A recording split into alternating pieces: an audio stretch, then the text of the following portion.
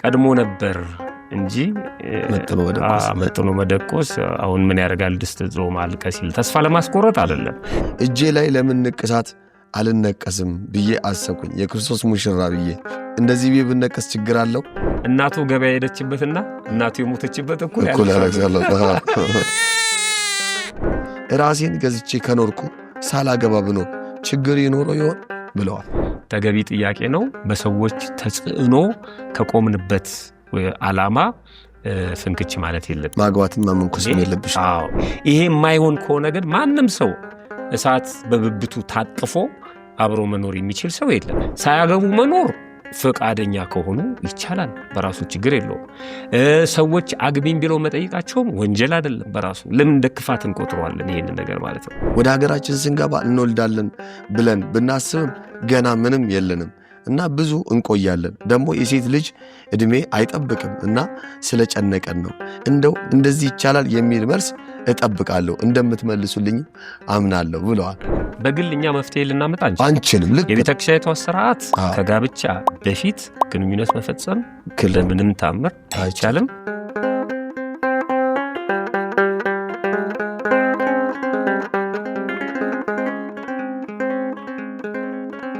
ሰላም ጤና ይስጥልኝ። በመላው ዓለም የምትገኙ ውድ የቀንዲል ሚዲያ ቤተሰቦቻችን እንደምን አላችሁ? ሰላም እግዚአብሔር ከሁላችንም ጋር ይሁን። እንኳን ለብርሃነ ትንሣኤው በሰላም በጤና አደረሰን አደረሳችሁ። ዛሬ በልማድና ክርስትና መርሐ ግብራችን በምዕራፍ 15 እጮኝነት መጋባት አይደለም ተብሎ በተሰጠው ትምህርት ላይ ጥያቄያችሁን ለመመለስ ተገኝተናል። እስከ መርሐ ግብሩ ፍጻሜ አብሮነታችሁ ከኛ ጋር እንዲሆን ግብዣዬን አቀርባለሁ። ክርስቶስ ተንሥአ እሙታን በዐቢይ ኃይለ ሥልጣን አሰሮ ለሰይጣን አግዓዞ ለአዳም ሰላም እምይእዜሰ ኮነ ፍስሐ ወሰላም። በዓል ጥሩ አለፈ። እግዚአብሔር ይመስገን። በዓል በጣም ጥሩ ነበረ። ደስ የሚል በዓል ነው ያሳለፍነው። የዛሬ ዓመት ነው ቀጥታ የቀጥታ ስርጭታችን የትንሣኤ በዓል ቀንዲል በአደባባይ ስንመልስ ነበር። ቀንዲል በአደባባይ እሱን ሁሉ እያስታወስኩ ነበር እና እጅግ በጣም ደስ የሚል ነበር። አንተም ደግሞ ከነ ልጆች ከክብርት ባለቤት ጋር ቤት መጥተህ ነበር። ለእኛ ደግሞ እሱ ትልቅ ደስታ ነው። ያው መጎበኛኘት ጊዜ በጣም ደስ የሚል ነበር። በዚህ አጋጣሚ በጣም የምወደው ወንድሜ ከባለቤቱ ጋር መጥቶ እንኳን አደረሰ ብሎኛል። ስለዚህ እጅግ በጣም ደስታ ተሰምቶኛል። እናንተም በያላችሁበት እንኳን አደረሳችሁ ማለት እወዳለሁ። እንኳን አብሮ አደረሰን። የክርስቶስ ትንሣኤ የደስታ ቀናችን ነው። ክርስቶስ ካልተነሳ ሃይማኖታችን ባዶ እንደሆነ ምንናገርበት፣ ክርስቶስ መነሳቱ የሃይማኖታችን ሕያውነትን ማሳያ ነውና ትልቅ ደስታችን። በነገራችን ላይ እኔ ለቃሉ ይቅርታ ልጠይቅ እንጂ ያው ምሳሌ ከሚመሰለት ነገር ሁሉ ያንሳል በሚለው ይሄ ቀብድ የሚባል ነገር አለ አይደል? ቅድሚያ ክፍያ የሚባል ነገር። እኔ ትንሣኤን እንደዛ ነው ማስበው። ለክርስትናችን የተከፈለ ቀብድ ነው፣ ቅድሚያ ክፍያ። ለምሳሌ ልማድና ክርስትና ለምንድን ነው የምንሰራው? ማን ያይናል? ትንሣኤ ባይኖር ምን ያደርጋል? የእነሱ ጥያቄ መጠየቅ የእኛ መመለስ ምንም ዋጋ የለው። ሐዋርያትም ሂዱን አስተምሩ ሲባሉ ትንሣኤውን አረጋግጠው ገንዘብ አድርገው ነው። ትንሣኤ ባይኖር አንድን ሰው በክርስቶስ እመን የምትለው ለምንድን ነው? ሞቶ ፈርሶ በስብሶ ለመቅረት በዚህ ዓለም ላይ ያለውን ስርዓት መከተል በቂ ነው። ለመብላት ለመጠጣት እንጂ ለማድረግ ተቀጣሪ ሆነ ወይ በራስን ችለ አንዳንዱም እየዘረፈም ይኖራል እኮ እና ግን ከሞት በኋላ ያለው ህይወት ሲታሰብ ነው። ያን ደግሞ ያረጋገጠልን ክርስቶስ ነው። አየህ፣ በማስተማር አረጋግጦልናል። የሞቱ ሰዎችን እያስነሳ አረጋግጦልናል። ራሱ ሞቶ ተነስቶ አረጋግጦልናል። ከሞት በኋላ ህይወት እንዳለ ስለምናምን ነው በክርስትናችን ምንጾመው፣ ምንጸልየው፣ ምንሰግደው ፍጹም ክርስትናን አክበረን የምንኖረው። ስለዚህ እኔ ቅድሚያ ክፍያ ነው ብዬ ነው የክርስቶስ መነሳት መጨረሻችን እንድናውቀው እንትኑ ሲጠናቀቅ ውል የተዋዋለው ሲጠናቀቅ የምንቀበለው ገንዘብ ያወቅንበት ተክተ እየሰራ የምጠበቅ መጨረሻ ምን እንደሚከፍል እርግጠኛ የምታረጋግጥበት ነው። በጣም ደስ ይላል። እንግዲህ ያው ዘመኑ ደግሞ አጋጣሚ የሆነው ከመፈሰቁ በኋላ ሰርጉ ምኑም የሚበዛበት ሰዓት ነው። የደስታ ያው እንግዲህ ድምጻችንን እስከያዘ ፋሲካ በተለይ እቺ ረቡዕና ዓርብም ስለሌለች ይሄ መልሱ ጋብቻው ምናምኑ በዛ ይደምቃልና ጥሩ ነው። እና ቀኑ መግጠሙ ደግሞ ጮኝነት ላይ ነው የገጠመው። ግን አንድ ልማድ ደግሞ አለ በትንሣኤ እሱ ቢቀር ልክ የትንሣኤ ዕለት ሰርጋቸውን የሚያደርጉ ሰዎች የተወሰኑ ሙሽራዎች አይቻለሁ። ይሄ ጥሩ መለማመድ አይደለም። ምክንያቱም የትንሣኤ ጊዜ ሙሽራው ክርስቶስ ብቻ ነው። ቤተክርስቲያን የምታከብረው እሱን ነው፣ የምትሰብከው እሱን ነው። እኛም ተሰብስበን ምናከብረው ያን በዓል ነው። ሌላ ሐሳብ የሚከፍል ሙሽራ ባይኖር ጥሩ ነው። እነሱ ምናልባት ሴሪሞኒውን ፈልገውት ነው የትንሣኤ ዕለትና አንደኛ እንደው በትክክልም እንኳን ሐሳባችን ወደ ጋብቻው እንዲሆን አይሰደንም ራሱ በዓሉ ማለት ነውና ብዙ ተከፍሏልና ድካሙስ ቢሆንና ሰርጉ ራሱን ችሎ ቢሄድ በዳግም ትንሣኤ በሌላ ጊዜ ብናደርገው የተደረገውን ያው ተደርጓል ኦሬዲ ለሌሎቹ ግን ትምህርት እንዲሆን ለምሳሌ ትልቅ ጉባኤ ላይ አንድ ስልክ ቢጮህ ጸጥ ብሎ ሰው እየሰማ ድንገት አንድ ስልክ ቢጮህ ያን ሰውዬ አታስደነግጠው ለሌሎቹ ግን ምልክት ነው። ስልካችሁን ያልዘጋችሁ ሰዎች ይሄን ታሳቢ አድርጋችሁ ዝጉ ነው የምትለውና ትንሣኤ ላይ ጋብቻ መፈጸም ትንሽ ይከብዳልና ለመፈጸም ያሰባችሁ ካላችሁ ግን አደራችሁን ያያችሁ በእለቱ አይታችሁ ነው እኔም በዚህ ቀን ላለው ያለ ማለት ነው። እውነት ነው። በጣም መልካም ጥያቄያችን እንግዲህ አንድ 10 ጥያቄ ጨመቅ አድርገን በጣም ለመያዝ ሞክረናል። እንግዲህ ዘግየት ብለናል። ወቅታዊነት ያላቸውን ስራዎች ወደ ማድረስ ነበር የሄድነው። ወደ ምላሾቻቸው አላተኮርንም ነበር። ዛሬ እንግዲህ መተናል በምዕራፍ 15 ያላያችሁት ገባ ብላችሁ ወደኋላ ተመልሳችሁ እንድታዩ እንደዚህ በዓል መስለን መተናል። እንግዲህ እንደዚህ የበዓል ልብሳችንን እንደዚህ አስጌጠችን ልዕልት ዲዛይን ነው። እናመሰግናለን።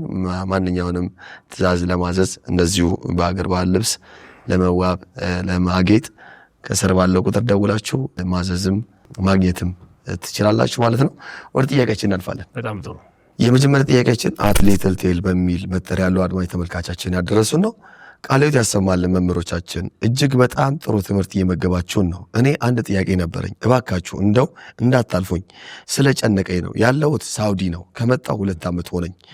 በቅርብ ደግሞ እጮኛዬ መጣ እዚሁ ሳውዲ እና ምን እንደምናደርግ ግራ ገብቶናል። ማለትም አብሮ መኖር ልጅ መውለድ እንፈልጋለን፣ ግን ደግሞ በቤተ ክርስቲያን እስካልሆነ ድረስ ጋብቻችን እንዴት ይታያል? ወደ ሀገራችን ስንገባ እንወልዳለን ብለን ብናስብም ገና ምንም የለንም እና ብዙ እንቆያለን። ደግሞ የሴት ልጅ እድሜ አይጠብቅም እና ስለጨነቀን ነው። እንደው እንደዚህ ይቻላል የሚል መልስ እጠብቃለሁ፣ እንደምትመልሱልኝ አምናለሁ ብለዋል። እንደ ቀንዲል ሚዲያ ችግር የለውም በቃ ይሄን ሁሉ መከራ ከተቀበላችሁ ተጋብታችሁ ኑሩ እንድንላቸው የሚፈልጉ ይመስላል ጥያቄው ስናስበው። የቤተክርስቲያን ስርዓት ማቻቻል ነገር የለውም። በነገራችን ላይ ምንድነው የሚሉት ኢትዮጵያውያን ቀድሞ ነበር እንጂ መጥኖ መደቆስ አሁን ምን ያደርጋል ድስት ጥሎ ማልቀስ ይል ተስፋ ለማስቆረጥ አይደለም። እንዲህ አይነት ነገሮች ካሉ መጀመሪያውኑ እንዲህ አይነት ነገሮች ውስጥ ከመግባታችን በፊት ማሰብ ነበረብን። ጥሩ ሳናውቀው ገብተንበት ሊሆን ይችላል። ግን ምንድነው የሚደረገው አሁን በቤተክርስቲያን ህጋዊነቱ ከሌለ በተለይ አሁን እነዚህ ሰዎች በሳውዲ አረቢያ የሚኖሩ ሰዎች አሁን ቀዳሚ ትልቁ ችግር አንደኛ ቤተክርስቲያን እንደልባ ያገኙ፣ ሁለተኛ ህጋዊ አይደሉም። በጣም አንድ የሚያሳዝን ነገር ሁሉ ሰምቻለሁኝ። ህጋዊ ካለመሆናቸው የተነሳ ቆሻሻ ለመጣል ስንወጣ ልንያዙሉ እንችላለን። በዚህ ሁኔታ ላይ እነዚህ ሰዎች ቤተክርስቲያን ወዳለበት ሄዳችሁ ተጋቡ ማለት ሁሉ አትችልም ማለት ነው። ከባድ ነው የሚሆነው። መፍትሄው አንደኛ እንዲህ አይነት ነገር ከመፈጠሩ በፊት ቀድሞ ማሰብ ነበር አንድ። ሁለተኛ ደግሞ እንዲህ አይነት ነገሮች ካሉ ከቻሉ ድንበር ላይ ወዳሉ አብያተ ክርስቲያናት ወደ ባህሬን ሊሆን ይችላል ቤተክርስቲያን ያለበት ቦታ። አሁን ሳውዲ መረጃው የለኝም ቤተክርስቲያን አለ። አዎ እና ቤተክርስቲያን ወዳለበት ህብረት ነው ተሰብስበው እንደሚያመሰግኑ ህብረቱ አለ። ህብረት እንዳለ ነው ብዙ ጊዜ የሚያደርሱ ህብረቱ አለ። ቤተክርስቲያን ግን የለችም። ስለዚህ ወጣ ብሎ መፈጸም እሱ ካልተቻለ ቅድም እንዳልኩት ህጋዊነቱ ምኑ ከባድ ካልሆነ በቀጥታ እንዲህ አይነት ችግሮችን የሚፈቱት የንስሐ አባቶቻችን ናቸው። ቀጥታ የቅርብ ተጠሪዎቻችን ሐኪሞቻችን በውስጥም በውጭም እናማክራቸው የንስሐ አባቶቻችን ናቸው። የንስሐ አባቶቻችን ህጋዊ መሆን አለባቸው። በነገራችን ላይ ዝም ብሎ በየመንገዱ ያለውን ካህን ያልሆነ ግን ካህን የሚመስለው ሁሉ መያዝ አይደለም። በትክክል ቤተክርስቲያን የምታውቃቸው ያሰማረቻቸው እረኞች ተፈልገው የሚያዙ ከሆነ መፍትሄው የንስሐ አባቶች ጋር ቤተክርስቲያን እንደ ጊዜ ግብሩ እንደ ሀገሩ እንደ ሁኔታው በተፈታቸው ችግሮች አሉ። በደሆል አጠቃላይ ሁሉም ሰው የሚፈጽመው ስርዓት አለ። ለብቻ ደግሞ የሚፈጽሙ አሉ። ለምሳሌ በህብረት እንጠመቃለን አይደል? ይሄ ከስጋዴው የምንፈወስበትን ጸበል ሴቶች ለብቻ ወንዶች ለብቻ ይጠመቃሉ። ግን አንዲት ሴት የወር ልማድ ላይ ብትሆን በህብረት ከሴቶቹ ጋር ባትጠመቅም ህመም ካለባት ማለት ነው ካህኑ ለብቻው እንዲያጠምቃት ለብቻዋ እንዲያጠምቃት ያዛል። ይሄ መፍትሄ ነው ማለት ነው። አየህ አትጠመቅም አይባልም፣ ግን የሷ ኬዝ ለብቻ ነው። ምክንያቱም ለሰዎች ሕሊና ሲባል ጸበሉን ታረክሰዋለች ማለት ሳይሆን ግን ደም እያየ ሌላ ሰው ሊጠመቅልህ አይችልም፣ ደም እየረገጠ ማለት ነው። ለብቻዋ ግን ትጠመቃለች። ሶሉሽን አላት ቤተክርስቲያን ማለት ነው። ለምሳሌ የተወሰኑትን እናንሳ። አንዲት ሴት ወንድ ከወለደች በ40 ቀን ሴት ከወለደች በ80 ቀን ነው የሚጠመቁት። መንታ ብትወልድስ ወንድና ሴት ምንድን ነው የሚሆነው? ወንዱ በሞግዚት ይጠመቅና የሴቷ ጊዜ ግን እናቲቱ ይላ ትጠመቃለች ማለት ነው። ፍናፍንት ቢሆንስ ሁለት ጾታ ያለው ሰው ቀድሞ ሽንቱን በሸናበት ወይም ሽንት በመሸኛው አካሉ ቀኑ ይቆጠራል። በወንድ አካሉ ከሆነ 40 ቀን በሴት አካሉ ደግሞ 80 ቀን ተብሎ ይጠመቃሉ። ቅዱስ ጳውሎስም ሲያስተምር በነገራችን ላይ በአሕዛብነት እያሉ ክርስቶስን ከማግኘታቸው በፊት የተጋቡ ሰዎችን እንዳይለያዩ ይመክራቸዋል። ከሁለታችሁ መካከል አንዱ ቀድሞ ቢያምን ሚስት ከሆነ ያመነችው ባልን አትቶ፣ ባል ከሆነ ያመነው ቀድሞ ሚስትን አይተዋት ይጠብቃት ይላል። መፍትሄዎች ናቸው እነዚህ። ያየ ግን በሁለት ተቃራኒ እምነት ውስጥ ሆናችሁ ተጋቡ አይደለም የሚለው። እሱንም ራሱ ወረድ ብሎ እንደው ሲል እኔ እላለሁ ነው የሚለው። እንደው እኔ ነኝ ብለው ይላል አይደል? ይሄ ማለት ምን ማለት ነው? አንዳንዶች አንቺም በሃይማኖት እኔም በሃይማኖት ብለው ባለፈው እንደሰራ ነው የሚገቡ ሰዎች ስላሉ ይሄ አይቻልም፣ ከባድ ነው። ግን ሁለቱ ከኦርቶዶክስ እምነት ውጪ ሆነው ተጋብተው ቆይተው ግን ስለ ክርስትና ሲሰበክላቸው አንዱ ቀድሞ ቢያምን ወዲያው ያመነውን ግን አታጠምቁ፣ እሷን መጠበቅ አለበት አይደል? ምክንያቱም ተመልሶ ወደ ሚስቱ ነው የሚሄደው። ወይ እሷ መምጣት አለባት ወይ ደግሞ መጨረሻ ላይ የእሷ ፍላጎት ተጠብቆ አይሆንም ማለት አለባት። ስለዚህ በሃይማኖት አንድ ከሆኑ በኋላ በመኝታ አንድ ሊሆኑ ስለማይችሉ ማለት ነው ጥንቃቄ ያስፈልገዋል ማለት ነው። ስለዚህ ይሄ ጉዳይ አሁን ጥንቃቄ ያስፈልገዋል። የነዚህ ሰዎችን ባክግራውንድ የሚያውቅ ሰው እቺ ልጅ ቀድማ ሳውዲ አረቢያ ነበረች፣ አሁን ጓደኛዋ መጣ እዛ አብረው እየኖሩ ነው። ስለዚህ አብሮ መኖር ማለት ግንኙነት ጀምረዋል። የተራክቦ ግንኙነት የሚያውቁት ሁለቱ ናቸው። አልጀመሩም፣ የሚያውቁት ሁለቱ ናቸው። ኦልሬዲ እንደጻፉት ሐሳብ ስንረዳቸው ጀምረውም ሊሆን ይችላል፣ በቁርባንም ለማሰር ሊሆን ይችላል። በቤተክርስቲያን የጠቀሷት ትዳራቸውን በቤተክርስቲያን የመጨረሻው አንቀጽ የምትለው እንዲህ ይቻላል ወይ ነው። አየህ እንዲሁ መኖር ይቻላል ወይ? ለምሳሌ እዛ ምን አይነት ነገር አለ መሰለ? ወንዶቹ በሹፌርነት በሆነ ነገር ይመጣሉ፣ ሴቶቹ በቤት ሰራተኝነት ይመጣሉ። እሷ የምትፈልገውን ወንድ ጓደኛ ማምጣት ይፈቅዱላቸዋል አንዳንዴ ማዳሞቹ ማለት ነው። ከዛ በኋላ አንድ ክፍል ይሰጧቸዋል እዛ። አየህ ስራቸውን ሰርተው ሲጨርሱ አብረው የሚኖሩበት ማለት ነው። ለነሱም ወጪ ስለሚቀንስላቸው አብረው መሆኑን ማለት ነው። እንደዚህ እየኖሩ ፋይናሊ ምንድን ነው የምንሆነው የሚል ጥያቄ ሊመጣባቸው ይችላል። ቅድም እንዳልኩት ነው መጀመሪያ ቀድሞ ማሰብ ነው። ከሆነ በኋላ ግን ይሄንን በተለየ መልኩ የምታውጀው አይደለም። ይሄን በአዋጅ እንዲህ አድርጉ የምትለው አይደለም። ምክንያቱም ሌሎች ሰዎች እንደዚህ ይቻላል ምናምን የሚሉ ሰዎች ስላሉ ማለት ነው። ለአንዱ የሚታዘዝለት መርፌ ለሌላው ደግሞ አለርጂ ሊሆን ይችላል። ትክክለኛ ሐኪሙ ነው ይሄን የሚፈታው። የንስሐ አባታቸውን ቁጭ አድርገው በስነ ስርዓቱ በስልክም ቢሆን ማናገር አለባቸው። እሱ የሰጣቸውን መፍትሄ ደግሞ ማወጅ የለባቸው። የእነሱን ነፍስ ለማትረፍ የሚያደርገው ነገር ይኖራል እሱ ማለት ነው። ይሄን አድርጉ እስከዛ ደግሞ ይሄን አድርጉ ሲላቸው እኛ እኮ እንዲህ ተብለናል ብለው ማወጅም የለባቸውም። ቀላል ምሳሌ ልንገርህ። አንድ ሰው ይታመማል፣ ወቅቱ ጾም ነው እና ወተት እንዲጠጣ የንስሐ አባቱ ይፈቅዱለታል። ስለዚህ እሱ ወተት እየጠጣ ሌሎችን ሰዎች ይቻላል እኮ ምናምን ማለት የለበትም። እየታየ መጠጣት የለበትም። በቃ ሐኪሙ አዞለታል። እሱ በሌሎቹ ጓደኞቹ ዘንድ ጾም እንደሚጾም ነው መታወቅ ያለበት። ሰወር ብሎ ግን መሰናክል እንዳይሆን ሰወር ብሎ ግን ካህኑ የፈቀዱለትን ነገር ሊያደርግ ይችላል። ለእነዚህም ሰዎች ትክክለኛው መፍትሄ ያለው የንስሐ አባት ጋር ነው። የንስሐ አባት የለንም ካሉ ግን ልንረዳቸው እንችላለን። ስልካችንን አሁን እናስቀምጥላቸዋለን። በዛ ደውለው የንስሐ አባት እዚህ ካሉ ደጋጋ አባቶች መካከል አንዱን አናግረን ይህን ችግር እንዲፈቱላቸው ማድረግ እንችላለን። ሁለተኛ ጥያቄያችን የምናደርገው ፍቅር በሚል መጠሪያ ያለው አድማጭ ተመልካቻችን ናቸው። መምህር ቃለ ሕይወትን ያሰማልን፣ የአገልግሎት ዘመኑን ያርዝምልን። እኔ አንድ ጥያቄ አለኝ። እኔ ከእጮኛዬ ጋር እኔና እሷ ሁለት ጓደኞቻችን ሆነን ነው ቤተክርስቲያን ቃል ተግባብተን ቀለበት አሰሬላት ቤተሰብ አስተዋወቂያት። ግን አሁን ሁለታችንም ስደት ነው ያለ ነው። ሀገር ስንወርድ በቁርባን እንጋባለን ብለናል። ግን በፊት ሀገር ቤት ሳለን ግንኙነት አድርገናል። ልማድ እንደሆነ ተምሬያለሁ። ግን በቁርባን መጋባት አንችልም ወይስ እንችላለን? በጣም የሚገርም ነው። በነገራችን ላይ እንዲህ አይነቶቹ ነገሮች አሁን እኛ ጋር መቅረብ አልነበረባቸው ሲጀምር ማለት ነው። ከቀረቡም እናደርጋቸዋለን። ምክንያቱም ይሄ በደል ኃጢአት ከእግዚአብሔር የሚለይ ስራ ሲሰራ ቀጥታ ከእግዚአብሔር ጋር ነው የምንገናኘው። ከእግዚአብሔር ጋር የሚያገናኙ ደግሞ ካህናት ናቸው። ቤተክርስቲያን ስራ የነፍስ አባታችን የሚገርመው ቀዳሚ ይደውላሉ አንዳንዶቹና መምህር አንድ ነገር ማናገር ፈልጌ ነበር ይሉኛል። ለንስሐ አባት የሚነገር ከሆነ ባትነግሩኝ ጥሩ ነው። ለንስሐ አባት የማይነገር ግን ለማንም ለንስሐ አባት የማይነገር ማለት ሳይሆን ማንም ሰው የሚሰማው ከሆነ ግን ችግር የለውም። ኃጢአት በደል ከሆነ ለዛ ሰው ነው መታወጅ የለበትም። እና አገር ቤት እያሉ ይህን ነገር ጀምረውታል። አሁን ሲማሩ ነው ያወቁት። እነዚህ ሰዎች ሲማሩ በደል መሆኑን ልማድ እንደሆነ ማለት ትልቅ ነገር ነው። ስለዚህ ይሄ እስካሁን ያለፍንበት ከልማድም አልፎ ኃጢአትም ያለፍንበት መንገድ ማለት ነው። ግን እግዚአብሔር ያለፈው ዘመን ይበቃል ነው የሚለው እና አሁን ይህን በቀጥታ ለካህኑ ማቅረብ ነው። አንደኛ የንስሐ አባት ከሌላቸው የንስሐ አባት እንዲይዙ፣ ምክንያቱም ዓላማቸው ትልቅ ነው። ተጋብተው መኖር አይደለ? የንስሐ አባት እንዲይዙ፣ በምክረ ካህን ስር እንዲሆኑ፣ በፈቃድ እግዚአብሔር መኖር እንዲችሉ ማለት ነው። የንስሐ አባታቸው በሚሰጣቸው አቅጣጫ መሰረት ኑሯቸውን መቀጠል ይችላሉ። ጋብቻ በመሰረት ይችላሉ። በስርዓተ ተክሊል ግን አይደለም። በቅዱስ ቁርባን ጋብቻ በመሰረት ይችላሉ።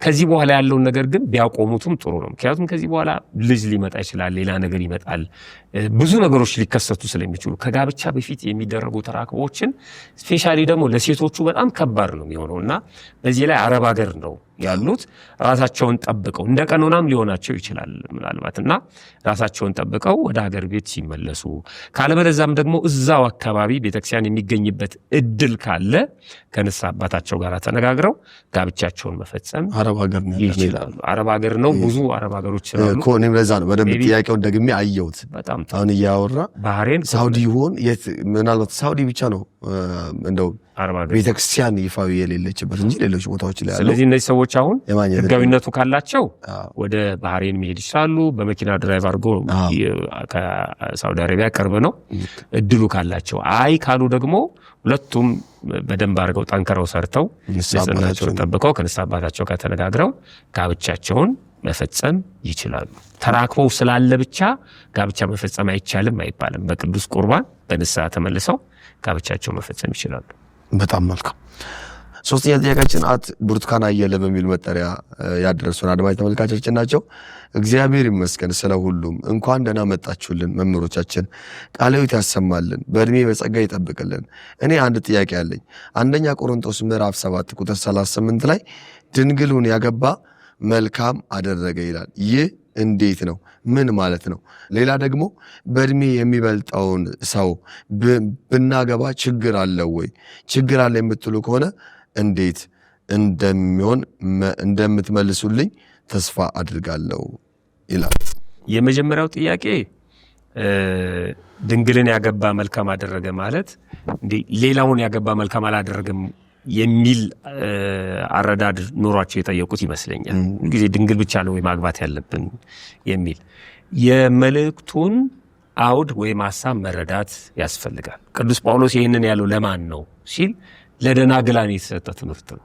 ደናግል ሆኑ ማለት ነው። ወንዶችም ሴቶችም በድንግልና ላሉ ይላል። ከላይ ስናነበው ከፍ ብለን ቁጥር 5 ላይ ስለ ደናግልን ይላል የጌታ ትእዛዝ የለኝም፣ ነገር ግን የታመንኩ ሆን ዘንድ ከጌታ ምሕረት የተቀበልኩ እንደመሆኔ ምክር እመክራለሁ አለ። እንደውም አንድም ተው በጣም የሚገርም ነው።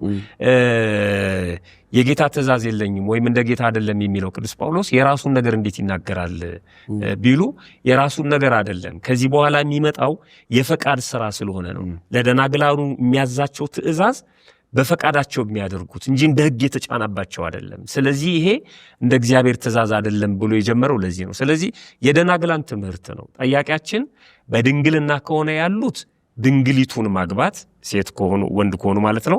ሴት ከሆኑ ደግሞ በድንግልና ከሆነ ያሉት ድንግሉን ማግባት እንደሚገባ የቤተክርስቲያን ትምህርት ያስተምራል። ከዚህ ውጪ ግን ድንግል ሆኖ ድንግል ያልሆነችውን ማግባት አይቻልም ማለት አይደለም። የሰውየው ፈቃድ ነው። ሰውየው ከፈቀደ ማግባት ይቻላል። የቤተክርስቲያን ስርዓት የሚሆነው ግን ዲያቆን ከሆነ ያ ሰው በቅስና መቀጠል ካለበት፣ በድቁናው መቀጠል ካለበት፣ በቤተክርስቲያን ክህነቱ መቀጠል ካለበት የግድ በድንግልና ስለሆነ ያለው ድንግሊቱን ነው ማግባት ያለበት ማለት ነው። ከዛ ውጪ ግን ድንግል ሆኖ እሱ እንደ ምእመን ማለት ነው ድንግል ያልሆነችውን ማግባት ይችላል። ለዚህ ነው እንደ ጌታ አይደለም እንደኔ ነው ያለው ቅዱስ ጳውሎስ። ስለዚህ ለደናግላን የተሰጠ ምክር ነው ደናግላን ማግባት ያለባቸው ደናግላን መሰሎቻቸውን ነው። ፈት የሆኑት ደግሞ እንደዚሁ ፈት የሆኑትን። ግን ፈት የሆኑ ሰዎች በፈቃዳቸው ድንግል የሆኑ ሰዎች ፈት የሆኑ ሰዎችን እናግባ ቢሉ ይከለክላቸው የለም። ክህነት ወይም የቤተክርስቲያን ስርዓት እስካልከለከለው ድረስ ማለት ነው። እና ከዚህ የተነሳ ነው ሰውየው ፈቃደኛ ከሆነ ማድረግ ይችላል። ፈቃደኛ ካልሆነ ግን የሚያስገድደው ሕግ የለም ነው። ሁለተኛው ጥያቄ ግን ከእድሜ ጋር የተገናኘው በእድሜ የሚበልጡን ሰዎች ማግባት እንችላለን ወይ? ቀንዲል በሰው ህይወት ውስጥ ገብታ አታዝ። ይሄ ማለት ነው ከገሌ ሱቅ ሄጄ ዳቦ ልግዛው እንደማለት ማለት ነው። ፈቃዱ ከሆነ ማድረግ ይችላል። ለምሳሌ እንደ ቤተክርስቲያን አስተምሮ ግን እድሜ ትኩረት የሚሰጠው ጉዳይ ነው። አንደኛ ለምሳሌ አዳም ሲፈጠር የ30 ዓመት ጎልማሳ ነው። ሔዋን ስትፈጠር ደግሞ የ15 ዓመት ቆንጆ ናት። ለምንድን ነው ይሄንን ያደረገው እግዚአብሔር? የማቹሪቲ ጉዳይ አለ። እግዚአብሔር ይሄንን የሰራው ዝም ብሎ አይደለም። ወንዶች ከፍ ሲሉ የኃላፊነት የመሸከም በተለይ በጥንቷ ኢትዮጵያ ስንመለከት አሁንም ድረስ ገጠር ማለት ነው ወጥቶ ወርዶ ቤተሰቡን የመመገብ ኃላፊነት ወንዱ ላይ ነው ያለው አይደለም። ወጥቶ ወርዶ አሁን በዘመናዊው ዓለም ስንመለከት በዚህ በስልጣኔው ሁለቱም እኩል ይሰራሉ የሚባልበት ነገር ይኖራል። ግን በኃላፊነት በከፍተኛ ደረጃ ኃላፊነት የሚጣልበት ወንዱ ነው። ስለዚህ የወንዶቹ እድሜ ከፍ ይላል፣ የሴቶቹ ደግሞ ዝቅ ይላል።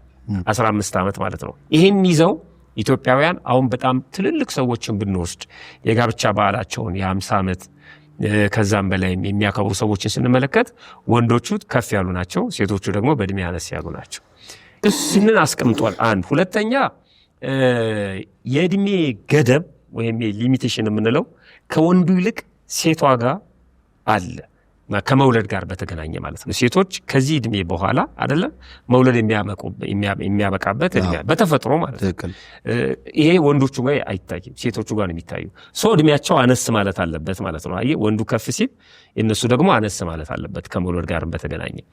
ሶስተኛው ይሄ ሳይኮሎጂካሊ በስነ ልቦና ወይም በስነ አእምሮ ማለት ነው ተጽዕኖ እንዳይመጣ ነው። በእድሜ በጣም ትንሽ የሆነችውን በእድሜ ትልቅ የሆነው ሰው ሲያገባና በእድሜ ትንሽ የሆነው ሰው ትልቅ የሆነችውን ሲያገባ በማህበረሰቡ የሚፈጥረው ተጽዕኖ ሊኖር ስለሚችል ከዛ አንፃር ካልሆነ በስተቀር ሁለቱ ከተፈቃቀዱ እድሜ ለጋብቻ የሚበቃ እስከሆነ ድረስ ማለት ነው ለአቅመ አዳም ለአቅመ ሔዋን እስከደረሱ ድረስ በመካከል የእድሜ ልዩነት መኖሩ ብዙም ችግር የለውም። የሰዎቹ ፈቃድ ነው ይሄ። እንደ ቤተክርስቲያናችን አስተምህሮ ግን ጥንተ ተፈጥሮን ተመልክተን ወንዶች ከፍ ይላሉ፣ ሴቶች ደግሞ አነስ ይላሉ። ያም ቢሆን ብዙ አይደለም 30 ዓመትና 15 ዓመት ተብሎ የተቀመጠው ማለት ነው።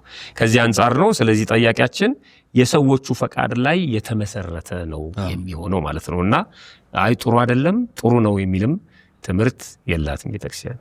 በጣም መልካም። አራተኛ ጥያቄያችን እስራኤል በሚል መጠሪያ ያለው አድማጭ ተመልካቻችን ያደረሱን ነው። መምህሮቻችን ቃሌት ያሰማልን። ጥያቄ ለመጀመሪያ ጊዜ ልጠይቅ። ግንኙነት የሚፈቀደው ከትዳር በኋላ ከሆነ እሺ፣ እኛ ሳውዲ ያለነው ቤተክርስቲያን የለም፣ ቁርባን የለም፣ እንዴት እናድርግ? እዚህ እስከ 40 ዓመት ብንቀመጥ እስከዛ ሳናገባ እንቆይ ወይንስ ካለ ቤተክርስቲያን አግብተን ኢትዮጵያ ስንገባ እንደገና እናድሰው? ወይስ እንዴት ነው ማድረግ ያለብን? እዚህ መላው ጠፋብን። እዚህ ካለ ቤተክርስቲያን ብናገባና ብንገናኝ ምን ችግር አለው ብለው ጠይቀዋል። ይገርም። ዘግይቶ የመጣ ዝናብ አደገኛ ነው። ጠይቄ አላቅም ነው ያሉት። አውጥተው ነው በቃ ጠይቀው ቢያውቁ እርግጠኛ ነኝ ይህን ጥያቄ አይጠይቁንም ነበር። አይ ብዙ ሰምተዋል ይመስለኛል። ብዙ ልማድናክስና በደንብ አድምጠዋል፣ ሰምተዋል። ግን ጠይቄ አላቅም የሚለው ብዙ ከመስማታችን የተነሳ ነው እኮ።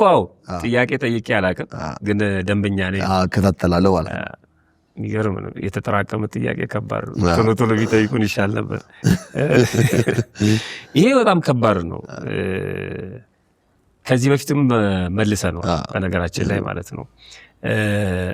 እውነት ለመናገር አሁን እዛ ያለውን ፈተና እዛ ያለውን መከራ እዛ ያለ ሰው ነው የሚያውቀው። እኛ እዚህ ሆነን በእነሱ ጫማ መናገር በጣም ከባድ ነው። ትክክል ነው። ምን ነው እዚህ ሳውዲ ላይ እንግዲህ እነዚህ ሰዎች በአንድ በኩል አንድ እድል አግኝተዋል ማለት ነው። አሁን እኔ ብዙ ጊዜ የምሰማው ሳውዲ አይደለም ከወንድ ጋር መኖር የጸነሰች ሴት ራሷ ተይዛ ነው ወደ ሀገሯ የምትመለሰው። መውለድ አይፈቀድላቸው። ወጥቶ ከወንድ ጋር ግንኙነት መፈጸም የሚፈቀድ አይመስለኝም ከራሳቸው ጋር ካልሆነ በስተቀር ማለት ነው። እነዚህ ደግሞ የተወሰነ ነፃነት አላቸው ማለት ነው። ወንዶችና ሴቶች አብረው የሚሆኑበት እድል አለ ማለት ነው። ይሄ እድል ከመጣ በዛው በተከፈተው እድል ማለት ነው ለምንድን ነው ጋብቻው ፎርማል የማይሆንበት ህጋዊ የማይሆንበት ነገር ማመቻቸት ያልተቻለው? ቅድም እንዳልኩት እዛው ድንበር ላይ ያሉ ሀገሮች ይኖራሉ። ለምሳሌ ባህሬን ቅርብ ነው። ካህናት አሉ፣ እዛ ቤተክርስቲያን አለ፣ ስጋው ደግሞ አለ። ወደዛ ሄደው ጋብቻቸውን የማይፈጽሙበት ምክንያት ያልተፈጠረበት ምክንያት ምንድነው ነው? ይሄ የማይሆን ከሆነ ግን ማንም ሰው እሳት በብብቱ ታቅፎ አብሮ መኖር የሚችል ሰው የለም። ከባድ ነው ይሄ የሚሆነው ማለት ነው። አብረው እየኖሩ አይፈተኑም ተብሎ አይታሰብም። ስለዚህ መፍትሄው አብሮነትን ማስወገድ ነው መፍትሄው ማለት ነው፣ ጋብቻ እስከሚፈጸም ድረስ ማለት ነው።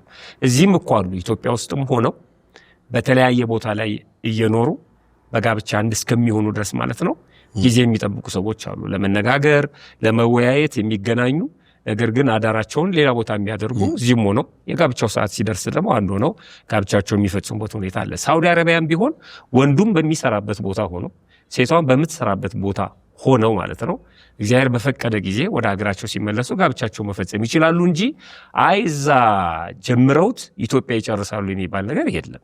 በጭራሽ እንዲህ አይነት ትምህርት የለም። ጋብቻ እዛ ይጀመራል፣ ተራክቦም እዛ ይጀመራል። ኢትዮጵያ ውስጥ ሲመጣ ግን እንደገና ይታደሳል ብሎ ትምህርት የለም። ይሄ ምንድነው?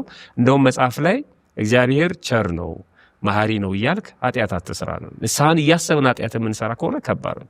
ምክንያቱም ከቤት ስንወጣ መውደቅን እያሰብን አይደለም። ካለዛ ትርፍ ልብስ ይዘን እንሄድ ነበር። በወርቅ ጭቃ ቢነካብኝስ ብለን የለበስነውን ልብስ ሽክ ብለን የምንወጣው አይደል? መንገድ ላይ የሆነ ሰው ሊደፋብን ይችላል፣ አዳልጦ ልንወድቅ እንችላለን። እሱን አናስበው። ግን በስርዓትና በህግ እየተጓዝን ድንገት መከራ ሲገጥመን ግን ንስሐ አለ ነው። ያለ ህግ ተጓዙ ችግር የለውም ንስሐ አለላቸው የሚል ትምህርት የለም። ፈተናው ከባድ መሆኑን እናውቃለን። መፍትሄው ግን ተለያይቶ እየሰሩ መጠበቅ ነው። መፍትሄው እሱ ብቻ ነው። 40 ዓመት እሷ ነች ያለችው። ቢሆን እቅዷ ግን ያስቀመጠችውን ቁጥር በእሷ ተንተርሰን እናውራ ብዬ በእሷ ተንተርሰን ጥሩ ነው። ይሄ ከጽድቅ ጋር ምን ግንኙነት አለው? ማግባት አለማግባት፣ መውለድ አለመውለድ ከጽድቅ ጋር ምን ግንኙነት? በፍቶት ከመቃጠል ማለት አሁን የጋብቻ ትርጉምን ስንረዳው ለሶስት ነገር ነው። እውነት ነው። አንደኛው ዘር መተካት ይፈልጋል አንድ ሰው። እውነት ነው። ምንም እውነት ነው። ሁለተኛ ከዝሙት መቃጠል ወይም ደግሞ ከፍቶት ለመዳን ነው። ትክክል ነው። የሚበላ አለ፣ የሚጠጣ አለ፣ ከዛ የሚያስብ አይምሮ አለ። እውነት ነው። ያሉበት የዘመናዊነቱ ልክ ደግሞ ከኛ ከሀገራችን እንኳን ካለበት ከፍ ያለ ቦታ ነው። ሰው በደንብ የማሰብ የመተሳሰብ ነገር አለ። ነገሮች ደግሞ ሁኔታዎች ደግሞ በጣም የመመቻቸት ሁኔታዎች ይፈጠራሉ። ለምን እናት የለች፣ አባት የለ፣ ተቆጣጣሪ ወንድም የለ፣ እህት የለ፣ ፍሪደሙ ሁሉ በራሷ የሚወሰን ነው። ወንዱ ሲመጣ እሷም በቃ ነፃ ሆና የመገናኘት እድል አላቸው። ሰው በዛ ሰዓት ላይ ቀደም እኮ ተናግረኳል ማለት እሳት በብት ታቅፎ እንደዛ አይቻልም። እሱን እኮ ነው የምልህ። አሁን ይኸውልህ መፍትሄው ያለው እኛ እጅ ነው። በመጀመሪያ ደረጃ የኛ አስተዋጽኦ የለም ወይ? እኛ የምናደርጋቸው ነገሮች የሉም ወይ? ለምሳሌ እኔ ለመስራት ለመለወጥ አስቤ አረብ ሀገር እኮ ሄጃለሁ። ያንን ሁሉ ቻሌንጅ ፈተናዎች ሁሉ ተቋቁሜ ማለት ነው በትዳር መኖር ሳስብ የምከፍለው ነገር የለም ወይ ነው። መስዋዕትነት እኮ የሚጠይቅ ነገር አለ አይደል? ትዳርን ለማትረፍ አንድ ለመሆን ከኔስ የሚጠበቅ ነገር የለም ወይ ነው። ለምሳሌ ቀላል ነገር ነው። መጥቶ ጋብቻን ፈጽሞ ድጋሚ መሄድ የሚቻልበት ፖሲቢሊቲ የለም ወይ? እሱም በዙሪያችን ካሉ ሰዎች ጋር መነጋገር እኮ እንችላለን። ብዙ አማራጮች አሉ። ምንም ሲጠፋ ጉዳዩ የግለሰቡ ብቻ ሳይሆን የቤተ ክርስቲያን ጉዳይ ይሆናል ማለት ነው። እዚህ ሀገር ላይ የወደቁ እህቶቻችንን፣ ወንድሞቻችንን፣ ልጆቻችንን ምን እናድርግ ብላ ቤተ ክርስቲያን ወደ ማሰብ ትመጣለች ማለት ነው። በዘመነ ቃጣና የሚሆን እኮ አለ አይደል? በችግር ጊዜ የሚሆን አለ። የነ ዲሜጥሮስን ህይወት ስናስብ እኮ የዝምድና ጋብቻ ካጎቱ ልጅ ጋር እንዲጋቡ አድርገዋል። ለምንድን ነው ይሄንን ያደረጉት? በዙሪያቸው ያሉ ሰዎች በሃይማኖት የማይመስሉ ናቸው። ስለዚህ ሃይማኖት ከሚጠፋ ይሄ ህጉ የሰው ህግ ቢፈርስ ይሻላል ብለው ጋብቻውን ፈጸሙ ማለት ነው። ችግር አለ ወይ? ይሄን ላለማድረጋችን የኛ አስተዋጽኦ የለም። ምንም ሞክረን ሚንስ ሲጠፋ ለምሳሌ እሷ የምትሰራበትና እሱ የሚሰራበት እኮ የተለያየ ነው። ፈቃድ ወስደው ነው የሚገናኙት እነዚህ ሰዎች እኮ አይደለም፣ ግዴታ ሆኖ እኮ አይደለም። አንዳንድ ጊዜ በጋራ የሚኖሩባቸው ቤቶች አሉ። ስለሚነግሩኝ ነው። ረፍት ይወጡና ስራ የሌላቸው አንድ ትልቅ ቤት ይከራዩና ወንዶቹም ሴቶቹም አብረው የሚኖሩበት ሁኔታ አለ። ስለዚህ አንተ ፈቃድ ነው ማለት ነው ወንዱን እኔ ጋር እንዲመጣ ሴቷም እሱ ጋር እንድትሄድ የእሷ ፈቃድ አለ ማለት ነው እንጂ በግድ ይሄ እስር ቤቱ እንኳን ተለያይተን እኮ ነው የምንቀመጠው። ከዳኒ የኛ አስተዋጽኦ የለበትም ወይ? የኛን ሙከራ አድርገን አሁን እኔ ውጭ ሀገር ስለሄድኩ ቤተሰብ ስለማያየኝ የፈለኩት ሁሉን ማለት አልችልም። ዩኒቨርሲቲ የገቡ ኮንዶሞች አሉ፣ እህቶች አሉ፣ ልጆች አሉ አይደለም። ዩኒቨርሲቲ ስለገቡ ማንም ስለማያያቸው እንደፈለጉ ይሁኑ ማለት አይደል። ተልኮና ሚሽን የሚባል ነገር አለ አይደል። ለምሳሌ አንድ ዩኒቨርሲቲ ተማሪ ዩኒቨርሲቲ የሚሄደው ሊማር ነው። ተምሮ ጨርሶ ነው መምጣት ያለበት። በተጓዳኝ የሚያደርጋቸው ነገሮች ከዛ ውጭ የሆኑ ናቸው። ጎን ለጎን ሊያካሄዳቸው ይችላል፣ ግን ትምህርቱን ዲስተርብ ሳያደርግ ነው። እነዚህ ልጆች ወደዛ ሄዱት ለምንድን ነው? ለመስራት ነው አይደለ? ሰርተው የሚፈልጉት ደረጃ ላይ ሲደርሱ እኮ ወደ ኢትዮጵያ መምጣት ይችላሉ አይደል? ከዛ በኋላ ጋብቻቸውን ሴትል አድርገው እዚህ መኖር ከፈለጉ እዚህ ይኖራሉ። አይ ተመልሰን ሄደን ነው የምንሰራው ካሉ ደግሞ ተመልሰው ሄደው ይሰራሉ ማለት ነው። የሄዱበትን ነገር ሳያሳኮ ግን ድጋሚ ሌላ ፈተና ላያቸው ላይ እንዴት ያመጣሉ ነው። በትዳር ውስጥ ሲሆን አይከብድም? አሁን ወልዶ አብሮ መኖር በስደት ላይ ከባድ አይሆንም? እኔ በጣም ጥሩ። እዚህ አንድ ሐሳብ ላንሳኔ እኔ የማውቀው በተግባር በአካባቢ ያለ ነገር ልንገርክ። አንድ እህት 2 ዓመት ልትሰደድ ብላ ልትሰራ ሄደች። ከዛ እዛ ደርሳ ስራውን እየሰራች ያው ታውቃለህ እኛ የኢትዮጵያ ማህበረሰብ ከታች የሚሄዱት እህቶቻችን እንደው አብዛኞቹ ታላላቆቻችን ምናምን ናቸው። እነሱ ሄደው እዚህ ታናናሾችን ያሳድጋሉ፣ እናት አባትን ይረዳሉ። ደግሞ ውጪ ነው ልጄ ሲባል ደግሞ አክስት አጎት ሳይቀር ይመጣል። ለነዛ ስትመግብ በ2 ዓመት ውስጥ ሰርቼ እመለሳለሁ እማዬ ብላ ሄደች እህት 10 ዓመት በላይ ቆይታ መጣችም አይባልም። ኦልሬዲ ከመጣችም በኋላ ኢትዮጵያ እንዳጠበቀቻት አንደኛ እድሜዋ ገፍቷል፣ ሁለተኛ በጣም ብዙ ነገሮች ተለዋውጠዋል፣ ሶስተኛ ነገር ደግሞ በቃ መግባባት አልቻለችም ካለው ሁኔታ ጋር ተመልሳ ሄደች። አሁን እና አንዳንድ ጊዜ ምን ይዤ ልግባ ሊሰሩ ነው ሄዱት። ልክ ነካል ዩኒቨርሲቲ እንዳልነው ትምህርት ቤት ያለው ትምህርት ተምረው የመምጣት ግዴታ ነው ያለባቸው። ውዴታ አይደለም ግዴታ። በቃ አንተ ልጅን ትልካለህ ተምሮ ይመጣል አንተ ምንም እስካልሆንክበት ድረስ። እነዚህ ልጆች ግን የመመለስ እንትን የላቸው ግዴታ የለባቸውም። እስከ የሆነ ታርጌታቸውን እስካላሟሉ አለች እኮ እድሜያችን እየገፋን የሴት ልጅ እድሜ ደግሞ በትንሹ 45 ዓመት ሲሞን መውለድ ታቆማለች። በቃ በሳይንሱ መሰረት። ስለዚህ ይህንን ነገር ቤተክርስቲያን ለምን እዛ መፍትሄ ያሰጠም? እንደዛ ከተባለማ ስንት ዘመን ሙሉ እኮ ይሄ ነገር ኖሯል። በቃ በየሀገሩ እየተኖረ ቤተክርስቲያን እየተሰራች ነው አይደል? ለእንደዚህ መፍትሄ መስጠት የማይቻልበት ምክንያትስ እንደዛ ከሆነ እግዚአብሔር ይስጥልኝ። ያንተ ጭንቀት ይገባኛል። በግል እኛ መፍትሄ ልናመጣ አንችልም። የቤተክርስቲያኒቷ ስርዓት ከጋብቻ በፊት ግንኙነት መፈጸም ለምንም ታምር አይቻልም። በራስ ፈቃድ ዝም ብሎ አንዲት ሴት ከአንድ ወንድ ጋር ስለኖረችም እንደ ቤተክርስቲያን ጋብቻ ተብሎ አይጠራም። የግድ በቤተክርስቲያን ጋብቻው መፈጸም አለበት እንደ አንድ ክርስቲያን ማለት ነው።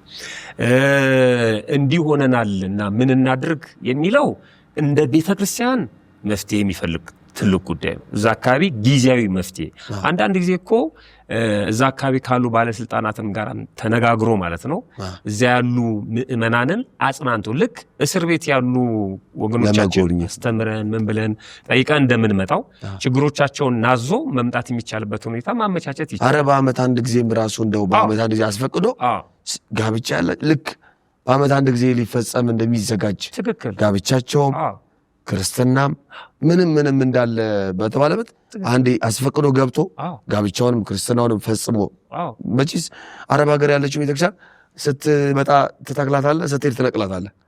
እንደዛ አይነት ስርዓትም ሰርቶ የሚፈቀድበትም ነገር ቢሞከር አየው ጉዳዩ ከኛ ከቀንዲል ሚዲያም በላይ እንደ ቤተክርስቲያን ምናልባት ቅን ሆነው ይህንን መራገሩ የሚከታተሉ ኃላፊነቱ የሚሰማቸው የቤተክርስቲያን አካላት ካሉ ይሄ ጉዳይ መቅረብ ያለበት ነው። እኛም በሄድንበት ቦታ ሁሉ ልናነሳው የሚገባ ትልቅ ጉዳይ ነው። ለጊዜው ግን ለነዚህ እህቶቻችን መፍትሄው አንደኛ ሲሄዱ ገና እነዚህ ነገሮች በሙሉ ማሰብ አለባቸው። እኔ አሁን ለመሄድ ያኮበከቡ ሰዎችም ይህንን ማሰብ አለባቸው። ነገ ጋብቻ የለም ወይ? ልጅ መውለድ የለም ወይ? ያ ቢከሰት ምንድን ነው የሚሆነው? ቁጭ ካለን በኋላ አይደለም መምጣት ያለበት፣ ህይወቴ እንዴት ነው የሚሆነው የሚለው ነገር ቁጭ ብለው ማሰብ አለባቸው። ሁለተኛ መስዋዕትነት መክፈል ካስፈለገ ለእንዲህ አይነቱ ነው መክፈል ያለባቸው። ህይወትን ለማትረፍ ንጽህናን እንደጠበቁ ወደ ጋብቻው ለመምጣት ማለት ነው። እኔ እሱ ነው ልክ እግዚአብሔርም እኮ ይረዳናል። እኛ ብቻ እንደሆን ለምን እናስባለን? እኛ በህጉ በስርዓቱ ለመኖር ስናስብ እግዚአብሔር ደግሞ ከኛ ጋር ይሆናል። ቀንበሬ ልዝብ ነው ሸክሜ ቀሊል ነው ብሏል አይደል? በህጉ ለመሄድ እንሞክር እስኪ በቃ ቁጭ ብለን እናስብ። እድሜያችን እያፈጀ ነው፣ ዘመናችን እያለቀ ነው። መቼ እንደምንጠራ እናውቀውም። በእንዲህ አይነት ሁኔታ እንዴት ነው የምንኖረው? ገንዘቡን ሰበስበዋለን ግን አይበረክትም። በዚህ ኑሮ እኮ ኢትዮጵያ ውስጥ መጥቶ መስራት ይቻላል ከተፈለገ ማለት ነው። ዋናው የትዳር አጋር ማግኘት ከተቻለ እና ተመካክሮ ከተቻለ ወደዚህ የሚመጣበት ካለበለዛ ደግሞ እዛው ያሉ ቅን የሆኑ አሰሪዎች አሉ። እነሱን በማናገር ቅርብ ያለ ቤተክርስቲያን ሄደው ቅድም እንዳልኩት እንደ ባህሬን ጋብቻቸውን ፈጽመው የሚመጡበት ሁኔታ ማመቻቸት ቢቻል፣ ካልሆነ ግን የቅርብ ሐኪማቸው የንስሐ አባታቸው የሚሰማቸውን ስሜት በሙሉ መንገር አለባቸው። መፍትሄው እሱ ጋር ነው። የልጆቹን ችግር የሚያውቀው እሱ ነው። ጊዜያዊ መፍትሄ ሊሰጣቸው ይችላል። ዘላለማዊ ዘለቂታ ያለው መፍትሄ ሊሰጣቸው ይችላል።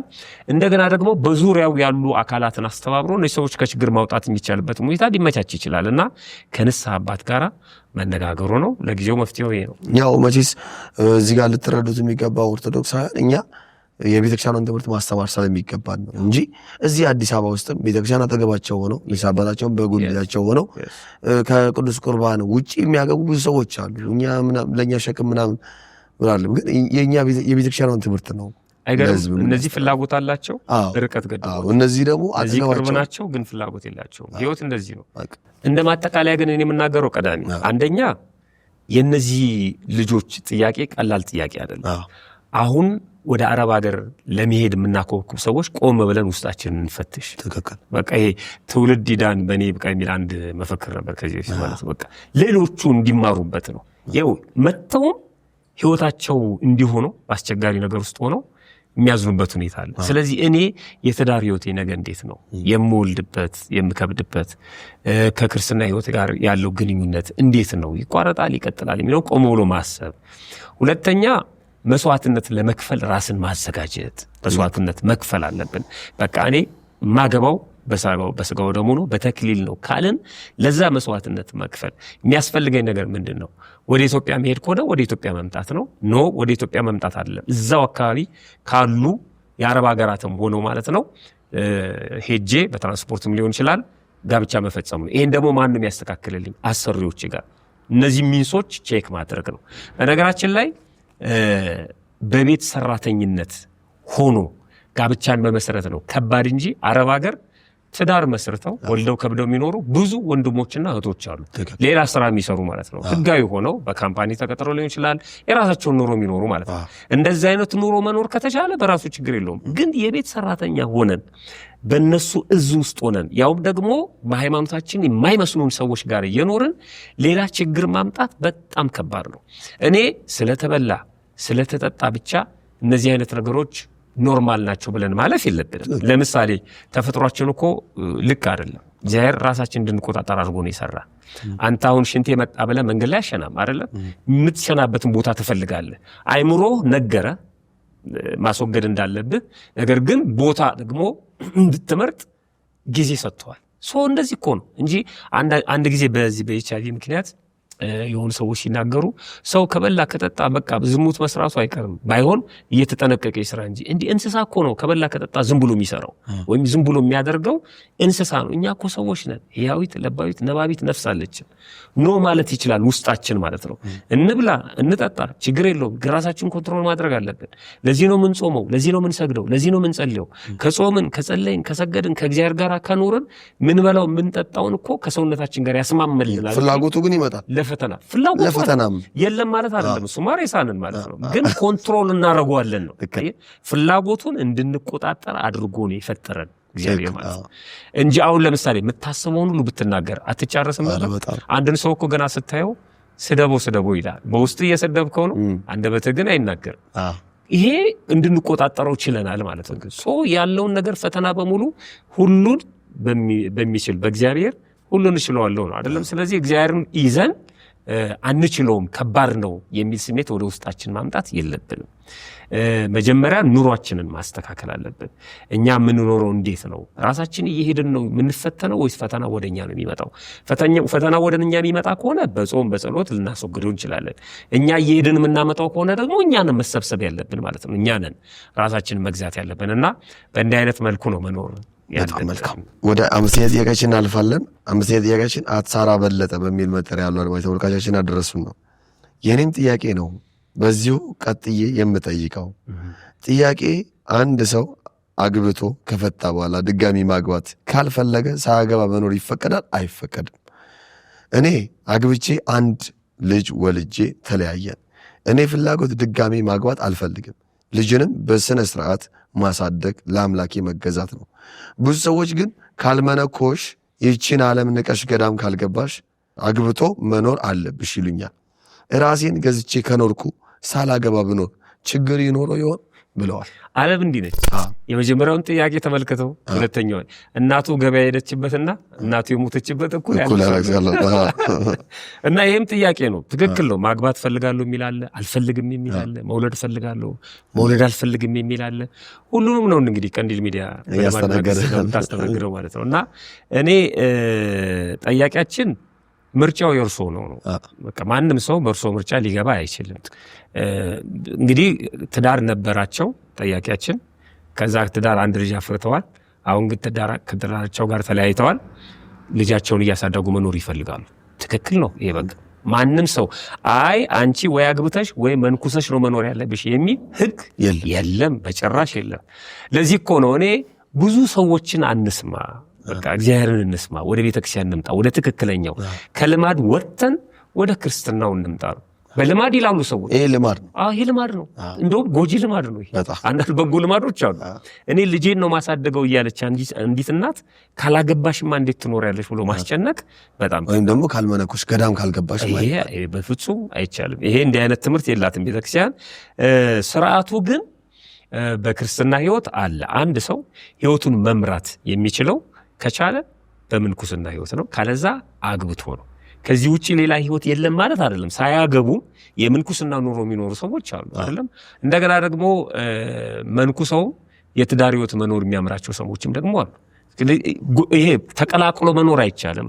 ወይ በምንኩስናው ትኖራለህ፣ ራስን ለእግዚአብሔር መስዋዕት አድርገህ ለእግዚአብሔር አጭተህ መኖር አለብህ። ከሆነ ደግሞ ለሚስትህ ራስን አስገዝተህ ሚስት ደግሞ ለአንተ ራሷን አስገዝታ በትዳር ህይወት መኖር ይቻላል። ከዛ ውጪ ግን በተለይ በዚህ ዘመን ማለት ነው፣ በዚህ ዘመን ድሮ ቢሆን ሁሉ ነገር በእጃችን፣ ሁሉ ነገር በደጃችን፣ ዳሪውም የሚኩለውም ሁሉም አሁን ራስን ችለህ ነው ሁሉም ነገር ማድረግ ያለብህ። የሚመጣውን ነገር በሙሉ የምትቀበለው በኃላፊነት ራስህ ነህ። ከጎን የሚረዳ ማንም አካል የለም። ያም ሆኖ እንኳን ያለንተ ፈቃድ ጋብቻ አትፈጽምም ቤተክርስቲያን፣ እንደዛ ሆኖ እንኳን ማለት ነው። ስለዚህ እኔ ነኝ ወገቤን ታጥቄ ምናምን ይሉ ነበር ድሮ ሰዎች። ያን ስላሉ ግን አሁን አታገባም። እና ስለዚህ የእህታችን ጥያቄ ተገቢ ጥያቄ ነው። በሰዎች ተጽዕኖ ከቆምንበት ዓላማ ፍንክች ማለት የለብንም። ማግባትም መንኩስም የለብሽም ሳይሆን ማግባት በሰዎች የራስሽ ፈቃድ ነው። አይ በሰዎች ተጽዕኖ ማግባት መንኩስም የለባት፣ በጭራሽ የለባት። በፈቃዷ ማግባት ስትፈልግ ማግባት ትችላለች፣ መመንኮስ ስትፈልግ መመንኮስ ትችላለች። ለነዚህ ሰዎች የምትመልሳቸው እኔ በፈቃድ እግዚአብሔር እየኖርኩ ነው፣ እናንተም የራሳችሁን ኑሮ ብላለው መመለስ ያለባት ማለት ነው። ልጄን በስነ ስርዓቱ ማሳደግ እኔ ለአምላክ ተገዝቼ ነው የምትለው ጥያቄዋ፣ ሐሳቧ ነው። የሚገርም ነው። በቃ ለአምላኳ ከተገዛች አንዳንድ ጊዜ እኮ በከተማ ውስጥ የሚኖሩ ባህታዎች አሉ እኮ በከተማ ውስጥ ማለት እንደማይታወቁ እንደ በጣም እኮ ብዙ። ለምንድነው የማህበር ጸሎትን እኮ የምንፈልገው ሁላችንም? አንዱ የበረታ እምነት ስለሚኖር ስለሱ ብሎ እግዚአብሔር ምሕረትን በረከትን ሲልቅ ለእኛም ይደርሰናል ብለን እኮ። በተጨማሪ ለእህታችን የእንትናን ታሪክ ታንብብ፣ የአፎሚያን በጣም እዛ ላይ አለ ታሪኩ። ከእሷ ህይወት ጋር የሚገናኝ ነው። እኔ እንዲሁ ነው መኖር መፈልገው ነው የምትለው። እሷም ከእሷ ጋር ይመሳሰላል። አግብታለች፣ ግን በሞት ነው ባሏን ያጣቸው አይደለ? ስለዚህ ሰይጣን መጥቶ ለአንድ ትልቅ ለተከበረ ሰው ልድርሽ አስቤያለሁ፣ እንዲህ መኖር እኮ ጥሩ አይደለም፣ ፈተና ነው ላንቺም፣ ስለዚህ አግብተሽ ብትኖሪ መልካም ነው ብሎ ሲሰብካት ይታያል እዛ ላይ ማለት ነው። ስለዚህ ይሄ አንዳንዴ ሰይጣን አየ ጥሩ ኑሮ እየኖርክ፣ እሷ አሁን እንዳለችው ከእግዚአብሔር ጋር እየኖረች ልጇን ቀጥታ በስነ ምግባር ለማሳደግ እየሞከረች፣ በሌላ በኩል ሰይጣን መጥቶ በጎ ያሰበ መስሎ ይመክራል ማለት ነው። ስለዚህ ይህንን እዛው መመለስ ነው። እንደ ቅዱስ ጴጥሮስ አንተ ሰይጣን ወግድ ከኔ ወግድልኝ። በጣም መልካም። ስድስተኛ ጥያቄያችን አት የመዳን ቀን ዛሬ ነው በሚል መጠሪያ ያሉ አድማጭ ተመልካቾችን ያደረስ ነው። መምህራችን እንኳን ደህና መጣችሁ። እኔ ጥያቄ አለኝ። እኔ አግብቼ አንድ ልጅ አለችኝ፣ ግን ከባለቤቴ ጋር ተፋተናል። እኔ አሁን ብቻዬን ነው ያለሁት፣ ግን ብዙ ሰው አግቢኝ ብሎ ይጠይቃሉ። እኔ ግን ማግባት አልፈልግም። እንደዚህ ብዬ ስነግራቸው አይሰሙም። ምን ላድርግ ብዬ አሰብኩ እና እጄ ላይ ለምን ንቅሳት አልነቀስም ብዬ አሰብኩኝ። የክርስቶስ ሙሽራ ብዬ አስነቅሳለሁ ብዬ እናንተ ያስተማራችሁትን ሰምቻለሁ ስለ ንቅሳት። እንደዚህ ብዬ ብነቀስ ችግር አለው? እንደምትመልሱልኝ ተስፋ አድርጋለሁ። ቃለ ሕይወት ያሰማልን፣ የአገልግሎት ዘመናችሁን ይባርክልን። አሜን። የሚገርመው ከዚህ ኮሜንት ያለው የላይክ ምልክት 20 ሰው ላይክ አድርጎታል። የኔም ነው አዎ ማለት ነው። ስለዚህ ጥያቄው የክርስቶስ የብዛት አድርጎ ብላ ብትነቀሰው ግን ምን ማለት ሰው ሁሉ እንደ አዎ እሱ ነው። እኔ ማለት እዚህ ላይ ከሆነ ሰብስባ ልትሄድ ነው ማለት ነው።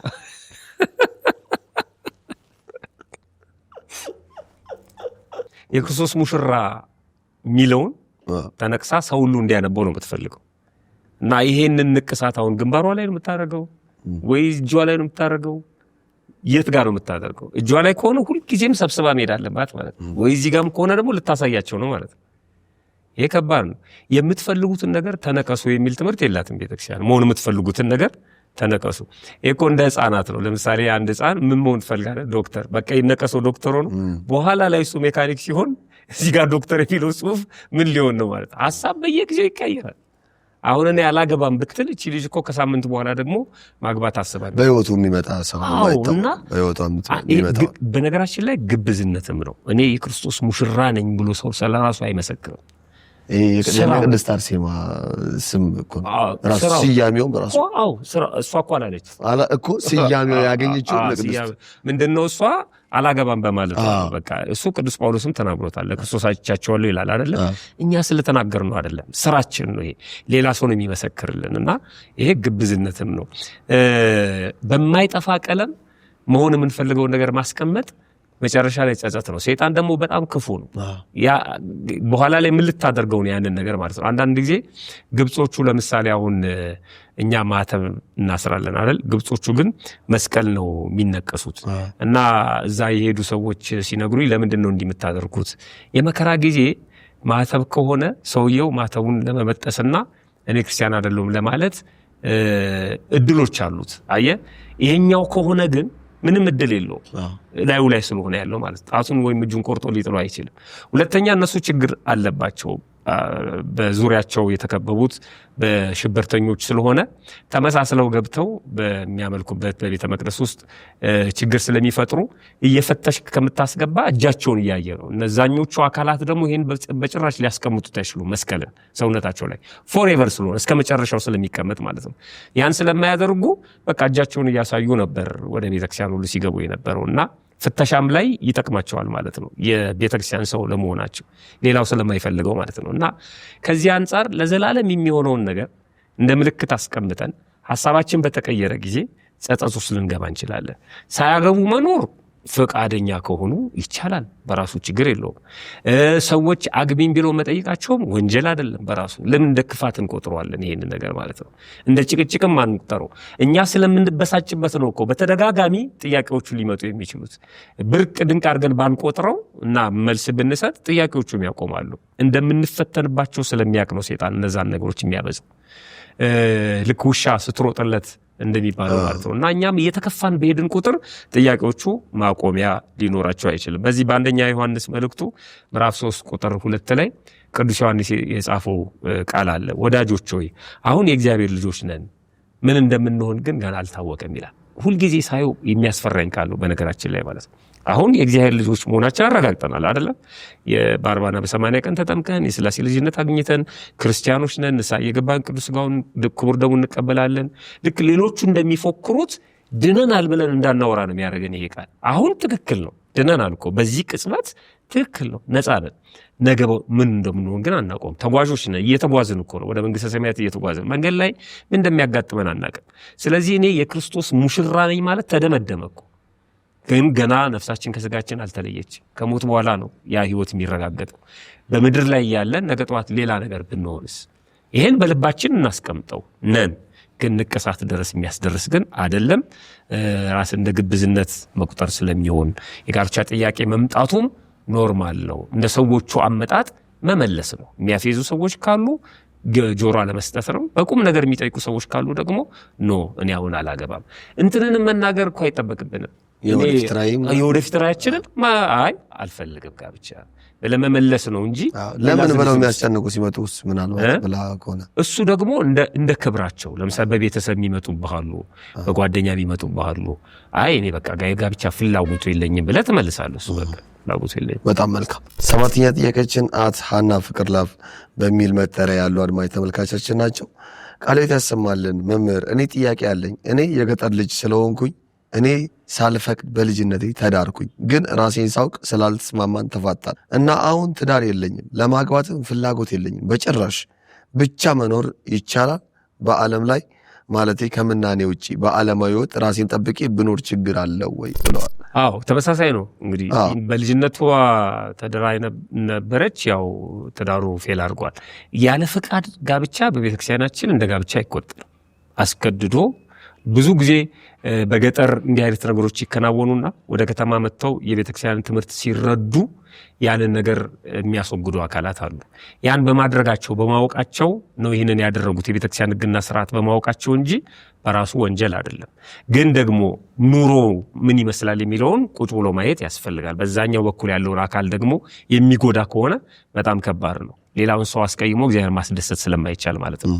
በተረፈ ግን በምክረ ካህን ኖሮ ያኛው ከዛኛው ጋብቻ ከተወጣ በኋላ ማለት ነው ካህንን አማክሮ የንስሐ አባት ይዞ የሰሩትን ኃጢአት ተናዞ ቅዱስ ሥጋውን ክቡር ደሙን ተቀብሎ ጋብቻን ማደስ ይቻላል። በስነ ስርዓቱ መኖር ማለት ነው። ወይም ሁለተኛ ጋብቻ መፈጸም ቤተክርስቲያን ትፈቅዳለች።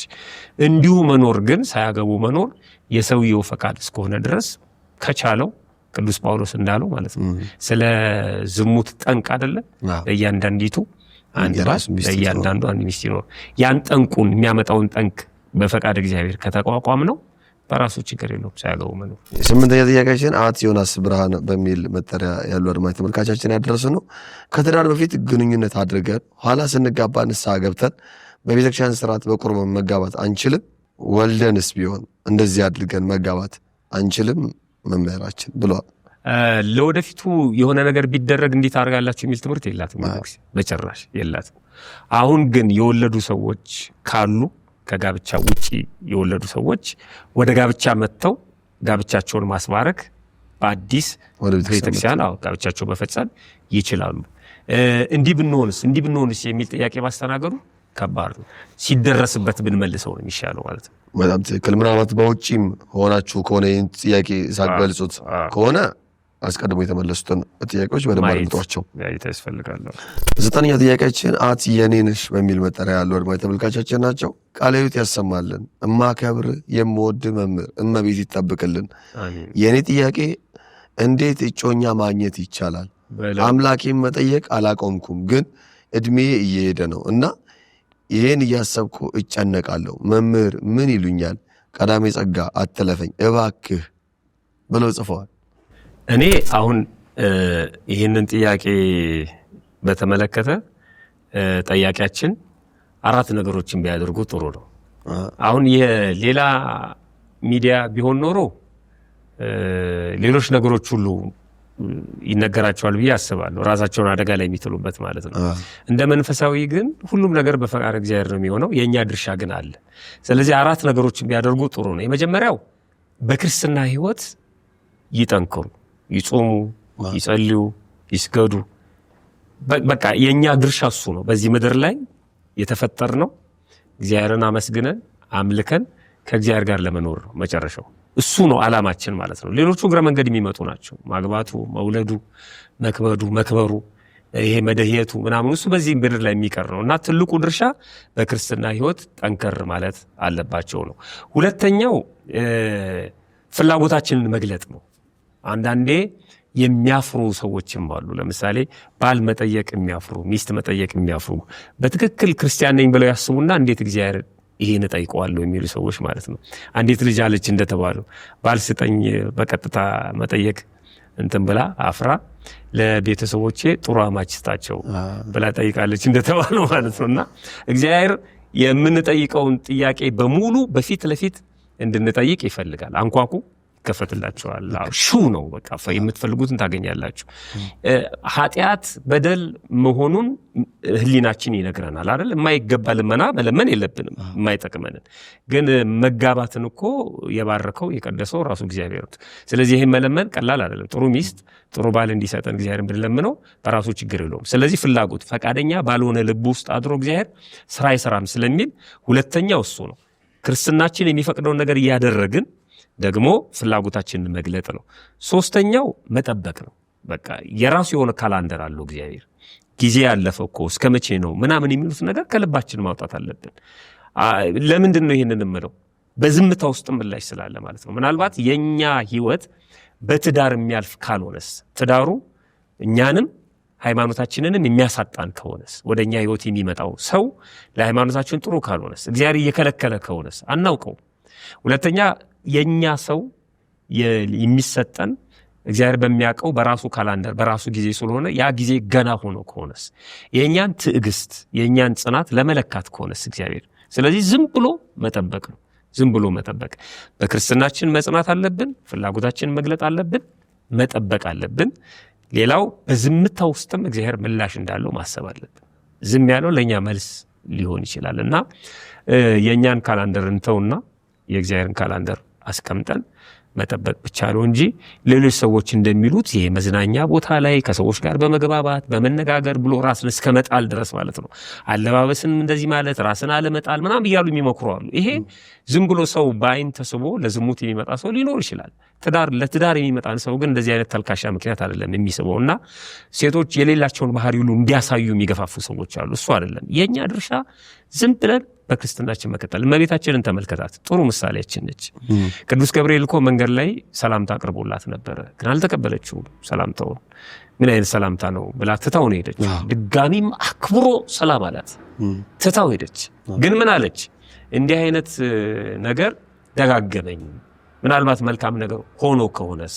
ስለዚህ ደግን ነገር ለማረጋገጥ ወደ ደግ ቦታ ነው አግባብ ነው ብላ ወደ ቤተ መቅደስ ሄደች። ሌላ ሰው ቢሆን እኮ ወደ ጥንቆላ ይሄዳል፣ ቡና ያቀስቶኛል ምናምን የሚሉ ሰዎች አሉ። በቃ መልካም ነገር ከሆነ ሌላውን አልፈልገውም። መልካም ነገር ከሆነ ወደ መልካም ነገር ነው መሄድ ያለብኝ። እመቤታችን ሄደች። በጣም የሚገርመው እሱ ነው። ከሄደች በኋላስ በር ላይ አልጠበቀችው። እስቲ ይመጣል አይመጣም በፍጹም በህሊናዋም የለም። እሱ ሐርና ወርቁን አስማምታ ትፈትታል ጀመረች። ቤተ መቅደስ የገባችው ነገሮቹን ለማረጋገጥ ነው አይደል? ደግ ነው ደግ አይደለም ግን ገብታ ግን አልጠበቀችው። የራሷን ስራ ነው የሰራችው። ሰውኛም በህይወታችን የምንፈልገው ነገር ይኖራል። ያን ነገር ግን ለማረጋገጥ እሱን ቆመን በመጠበቅ ጊዜ ማጥፋት የለብንም። ስራችንን ብቻ መስራት፣ መጾም፣ መጸለይ፣ መስገድ፣ መመጽወት፣ መለመን፣ ጥሩ ባልስጥን እያደረግን መቀጠል። ካልሆነም አይሆንም ማለት ነው። መልአኩን አልጠበቀችው። እውነት ለመናገር ግን ቤተ መቅደስ ገባ።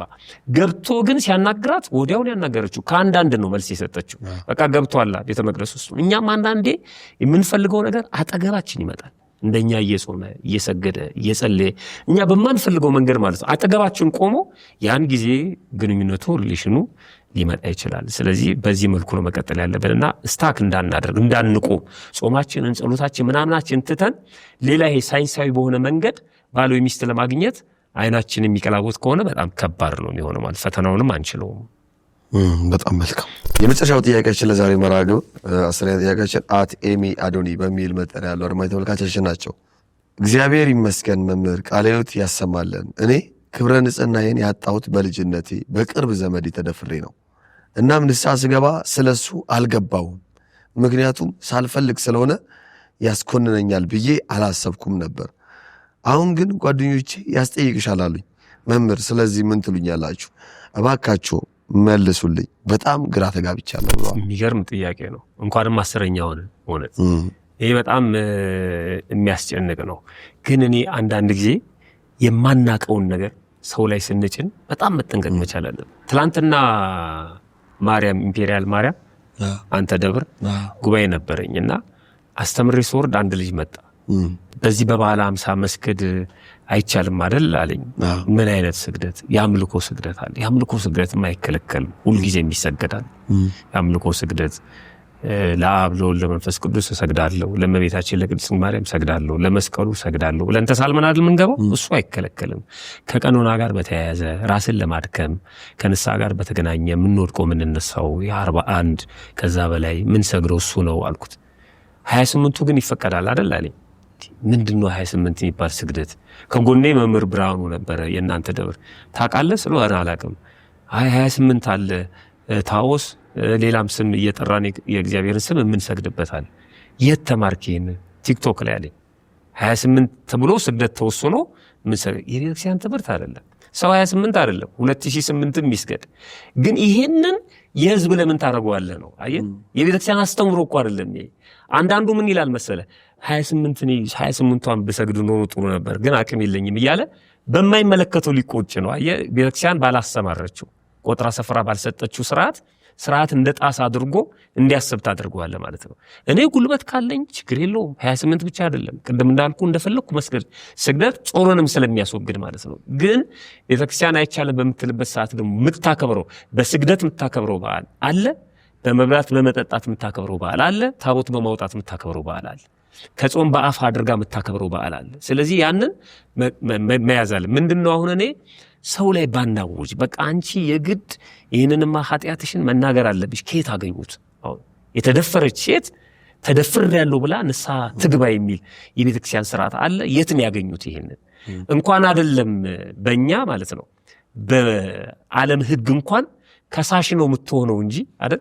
ፍርድ ቤት ቀርባ ተደፍሬያለሁ ነው እንጂ ስለተደፈርኩኝ ይቅርታ አድርግልኝ ትላለች ነው መንግስት። እሱ እኮ ማለት ነው አይደለም? ይሄ ማለት አሁን ለምሳሌ በስርዓተ ተክሊል አታገባም አይደለም? ስርዓተ አባቷ እንዲያውቁ ግን ታረጋለች። ድንግልናው የለም። አዎ ድንግልናው የለም። በስጋው ደግሞ ማግባት ትችላለች። በስርዓተ ተክሊል ማግባት አትችልም የተባለበት ምክንያት ድንግልናን ያጣሁት በዚህ ምክንያት ከሆነ እችላለሁ፣ በዚህ ምክንያት ከሆነ አልችልም የሚል ትምህርት ስለሌላት ነው ቤተክርስቲያን። ስለ ድንግልና ክብር የሚደረግ ስለሆነ ማለት ነው። የጠፋበት መንገድ እሱ ሌላ ጉዳይ ነው። ዋጋ የሚከፍለው እግዚአብሔር ነው። ይሄ ማለት ምን ማለት መሰለ? እንቅፋት የመታው ሰው አንተ ተረኛ ዲያቆን ብትሆን እንቅፋት መጥቶ ብትደማ ትገባለህ ቤተ መቅደስ? አትገባም። ግን እንቅፋት ስለመታኝ ይቅርታ ብለህ ንስሐ ትገባለህ?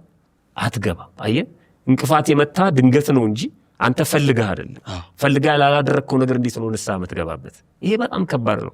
መጽሐፍም ይላል እኔ ጓደኞችሽ ያስጨነቁሽ ንስሐ ግቢበት ያሉሽ ስለተደፈርሽ ብቻ ከሆነ ትክክል አይደለም። ግን ደግሞ እኔ ስጋት አለኝ። ለኛ ተደፍሬያለሁ ብላ ነው የነገረችን። ለጓደኞቿ ደግሞ ዝርዝር ነገር ነግራ ከሆነስ ለመደፈሯ ምክንያት እሷ ከሆነችስ ገብቷል አይደለ? ሪሌሽኑ ኖሮ ግንኙነቱ ሻይ ቡና ለማለት ሄደው ወይ ሰው ባልተሰበሰበው የጨለማ ቦታ ውስጥ ወይ ክፍል ይዘው አልቤርጎ ይዘውም ሊሆን ይችላል። ግን እኔ ግንኙነት ማድረግ አልፈልግም ልትል ትችላለች። ያን ያስገድዶ ሊደፍራት ይችላል። እዚህ ውስጥ አስተዋጽኦ አለ የሷ ማለት ነው። አየው ከመንገድ ተጠልፋ ወይ ሳታስብ አይደለም ሄዳ ነው። ሄዳ ግን ሁሉ ነገር ከተበላ ከተጠጣ ምናምን በኋላ ነው ስትል አይቻልም ብሎ በግድ ሊደፍራት ይችላል። ይሄ አስገድዶ ቦታው ላይ ወንት ከህግ አንጻር አደራ እኛው የምናወራው ከህግ አንጻር አይደለም። ለምሳሌ በሴቶች መብት እሷ ብትሄድም ስላልፈቀደች ደፍሯታል ብሎ ሊያስቀጣ ይችላል በህግ። በክርስትና ህይወት ግን ተጠያቂ ነች እሷ። ምክንያቱም ሄዳለች፣ ፈቅዳለች፣ አካሏን ከአካሉ ጋር አገናኝታለች ነው ማለት። ይሄ በጣም ከባድ ነው። ይሄ መታሰብ አለበት። ለምን መሰለ ይሄንን እምለው በጣም ጥንቃቄ ስለሚያስፈልገው ነው። በግድ ከሆነ መደፈሩ ተጠልፎ የሚደፈሩ አሉ።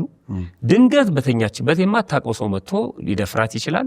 አሰሪዎቿ ሊሆኑ ይችላሉ። የቅርብ እንዳለችው ደግሞ የቅርብ ዘመድ እሷ ሳትፈቅድ ይሄ ሊሆን አይችልም መቼም። እሷ ፈቅዳ የሆነ ነገር አድርጋ ሊሆን አይችልም። በዛ ምክንያት ከሆነ በትክክል ኃጢአት ነው ተብሎ ንስሐ የምትገባበት ምንም ምክንያት የለም። መጽሐፍ ቅዱስ እንደዚህ ይላል። ይሄን በተመለከተ እኔ እንደውም በደንብ ቢያዩት ተመልካቾቻችንም ለሌላ ጊዜም ትምህርት ስለሚሆን በኦሪት ዘዳግም ምዕራፍ 22 ቁጥር 23 ላይ ማናቸውም ሰው ድንግልና ያላትን ልጃገረድ ቢያጭ ሌላ ሰውን በከተማ ውስጥ አግኝቶ ከእርሷ ጋር ቢተኛ ይላል። እዚህ የታጨችውን ነው። እቺም ልጅ እኮ ለሌላ ሰው ልትታጭ ትችላለች። እና ሌላ ሰው ቢያስነውራት ይላል ሁለቱም ወደዚያች ከተማ በር ይውጡና ብላቴናይቱ በከተማ ውስጥ ሳለች አልጮችምና ተስማምታለች ማለት ስለተስማማች ሰውየውን የባልንጀራውን ሚስት አስነውሯልና እስኪሞቱ ድረስ በድንጋይ ወገሯቸው። የሁለቱም ኃጢአት ሲሆን ሁለቱም ንስሐ ያስፈልጋቸዋል ማለት ነው። ሁለተኛውን ደግሞ ያመጣዋል። ነገር ግን የታጨችዋን ልጃገረድ በሜዳ ቢያገኛት በግድ አሸንፎ ቢደርስባት።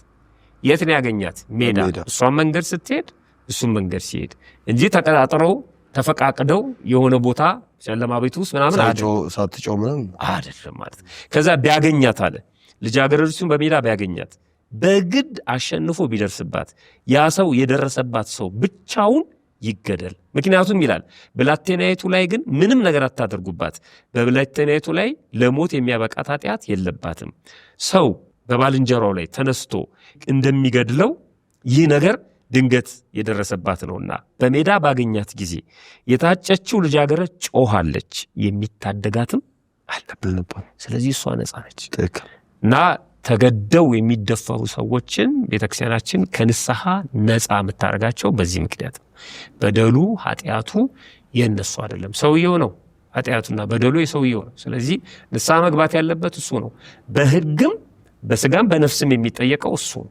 በምድራዊ ሕግም ይጠየቃል፣ በነፍስ ሕግም ይጠየቃል ማለት ነው እንጂ እሷማ ምን በወጣት ይሄ ነገር ስለደረሰብሽ እኛ በጣም እናዝናለን ግን የህይወት ታሪክሽን ለምሳሌ አሁን ከህይወቷ ተነስተው አንዳንድ ነገሮች ማድረግ ከፈለጉ ከንስሐ ጋር በተገናኘ አይደለም፣ ግን አጠቃላይ ማንነታችንን ለንስሐ አባታችን ስለምንገልጥ በዛ መልኩ የደረሰባትን እንደ አንድ መጥፎ አጋጣሚ ብትናገረው በራሱ ችግር የለውም። ከንስሐ ጋር ተያይዞ ግን የሚነገር አይደለም። ለዚህም ለንስሐ አባቶች መንገርም ምን አይነት ነገር ይመጣል?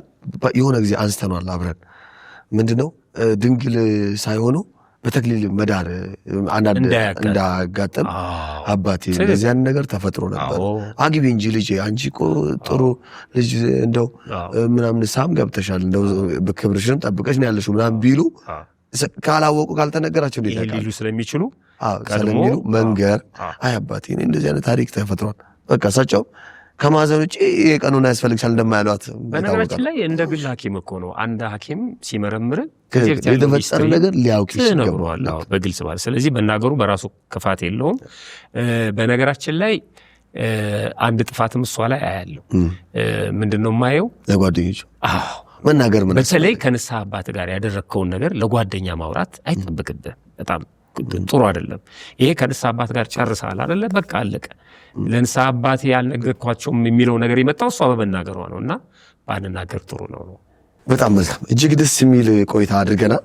10ሩም ጥያቄ እንዴት አያቸው? እንዳጠቃላይ በጣም ያው የብዙዎች ችግር በጣም ከባድ ነው። ከዚህም እንደው የበረቱም ጥያቄዎች እንደው ያላወጣቸው ብዙ ሊኖሩ ይችላሉ።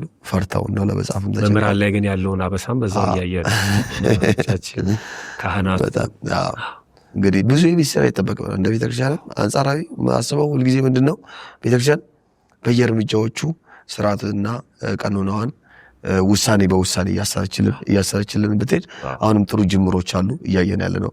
በተለይ ሊቃውንቱ መሰባሰብ እሱ ነው እንደው እሱን ለማበረታታት ማለት ዋጋ ለመስጠት የሚያክል ነው ያነሳሁት። እዚህ በጣም ጥሩ ነገር ነው ይጅምሩ ያለው። ሁለተኛ ጊዜ ነው እየተካሄደ ያለው። ውሳኔዎችን ወደ ህዝበ ክርስቲያን ማስተላለፍ እኛም እግዚአብሔር ከፈቀደልን የተወሰኑትን ውሳኔዎች ለመዳሰስ እንሞክራለን። ቁጭ ብለን ጥሩ ከልማድ የሚያወጡንም ሊኖር ከልማዶች በደንብ ነው የሚሆኑትና ሊቃውንት ተሰባስበው ዝክረ ኒቅያ በሚል በሊቃውንቱ ጉባኤ አዘጋጅነት በቅዱስ ፓትርያርኩ መሪነት በብፁዓን ሊቃነ ጳጳሳት ኃላፊነት ከመላው ኢትዮጵያ የተሰባሰቡ ሊቃውንትን የየጉባኤ ቤት መምህራን ተሰባስበው ጥሩ ውይይት እያደረጉ ነው። እንግዲህ ውሳኔውን ወደ ህዝበ ክርስቲያን ደግሞ ሲያደርሱ እኛም ደግሞ ማለት ይሄ መርሐ ግብር በሚተላለፍበት ጊዜ ውሳኔዎች እንደሚተላለፉ እናውቃለን። ግን እኛ ጋር አሁን ላይ በምንሰራበት ሰዓት ላይ ውሳኔ አልደረሰንም። ስለዚህ ውሳኔውንም ቁጭ ብለን እንደዚህ ወደ ህዝብ ይፋ ብናደርግበት ሁኔታ ይፈጠራል ማለት ነው።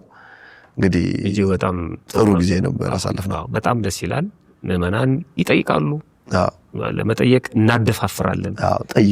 ጠይቁ ነው። መምህራንም ሳይሰለቹ ጥያቄያቸውን እንዲመልሱላቸው ምን ነው ባትጠይቁ የሚል እኔ እሱን አልስማማም።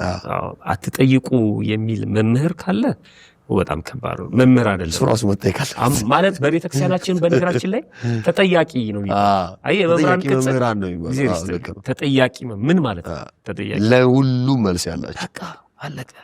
ስለዚህ ምዕመናን መጠየቅ አለባችሁ። መምህር ነኝ ካለ መጠየቅ፣ ጥያቄውን አለመመለስ መብቱ ነው። ቢመልስ ያተርፋል እንጂ የሚያጎድለው ነገር የለም። እኛ ደግሞ አንንቅም። ያንዳንዷን ጥያቄ እናመጣለን። ሰውየው ችግር ነው ብሎ እስካመጣ ድረስ ነው። በእርግጥ ጥያቄዎች በሶስት መልኩ ይጠየቃሉ። ለመፈተን የሚመጡ ጥያቄዎች አሉ፣ ለማወቅ የሚመጡ ጥያቄዎች አሉ፣ አውቀው ደግሞ ሌሎች ሰዎች እንዲያውቁ የሚጠየቁ ጥያቄዎችም አሉ። ሰውየው ያውቃል ግን ጥያቄውን ይጠይቃል። ሲመለስ ግን ሌሎች ሰዎች አድሬስ እንዲያደርጉ የሚጠየቁ ጥያቄዎች አሉ። ከዚህ አንፃር እኛ እንመልሳለን ጥያቄ። መምህር ደግሞ በዚህ አለመመለስም አለማወቁ ማለት ስለመለሰ ብቻ አይደለም መምህር። አልደረስኩበትም ሲል ማለት ይችላል። ከእውቀት ከፍለን እናውቃለን አለ የሚል እውነት ነው። የደረሰበት ያክል ነው። ሲመልስም ራሱ እኔ ባነበብኩት በተማርኩት በደረስኩበት እንደዚህ አይነት ነገር አላውቅም። ምናልባት ደግሞ ሌሎች አባቶች የሚያውቁ እንትን ካሉ እነሱ ደግሞ እንዲያብራሩ ከነሱ ጠይቄ ይመልሳሉ ተብሎ ይመለሳል እኮ እና እንደዛ ነው። እጅግ በጣም ጥሩ ጊዜ ያሳልፈናል። አጋባበት ምናልባት መጨረሻም ተሰላልፎ መልእክት ካለ?